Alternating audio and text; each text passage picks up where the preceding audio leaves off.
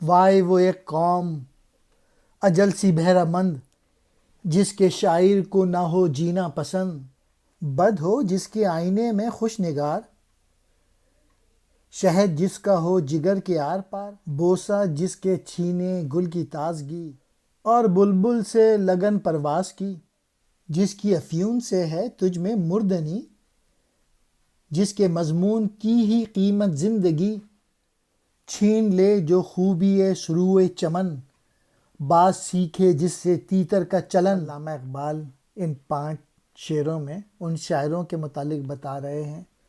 کہ اگر وہ قوموں میں آ جائیں تو وہ ان سے ان کا پوٹینشیل چھین لیتے ہیں، وہ ان کو بزدل بنا دیتے ہیں، مایوسی پیدا کر دیتے ہیں، اور ایسے شاعر بھرے پڑے ہیں۔ پہلے شعر میں علامہ اقبال افسوس کر رہے ہیں ایسی قوم پہ جو موت سے یعنی جذبہ عمل کی موت سے خوش ہوتی ہے،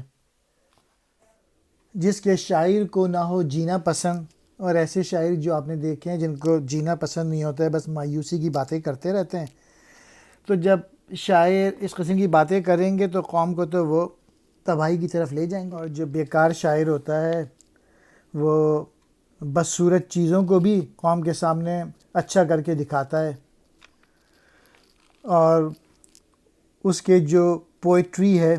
اس سے جگر میں سینکڑوں نشتر چبھتے ہیں، اور ایسے شاعر کی نیگیٹو سوچ کی وجہ سے جذبہ عمل جو ہے وہ ختم ہو جاتا ہے۔ وہ ایسے مضامین پیش کرتا ہے جو کہ قوم کو بے حسی کی طرف لے جاتے ہیں۔ پھر مزید نیگیٹو سوچ کی عکاسی کی ہے ان شاعروں کے متعلق کہ اگر وہ بوسہ بھی دیں کسی پھول کو تو اس کی تازگی ختم ہو جاتی ہے، اور جو بلبل ہے وہ اس کا ذوق پرواز ختم ہو جاتا ہے۔ یعنی اتنی نیگیٹیوٹی پھیلا دیتے ہیں کچھ شاعر جس سے آپ کو دنیا بہت ہی بیکار جگہ لگتی ہے۔ یعنی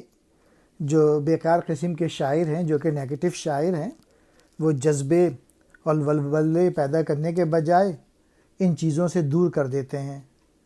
اور پھر تیرا جو ذہن ہے، تیرا جو دماغ ہے، تیرے جو اعصاب ہیں، اس کی افہیم سے، اس کی پوئٹری سے، اس کی شاعری سے تجھے بے حس اور بیکار کر دیتے ہیں، اور جو پیغام دیتے ہیں وہ بھی فنا کا پیغام دیتے ہیں۔ اور پھر آخری شعر میں شروع ایک لمبا چوڑا درخت ہوتا ہے، تو اقبال کہہ رہے ہیں کہ انالوجی دی ہے کہ وہ شروع سے زیبائی اور جو لمبا قد ہوتا ہے، پیارا سے جو درخت ہوتا ہے، وہ سب چھین لیتے ہیں،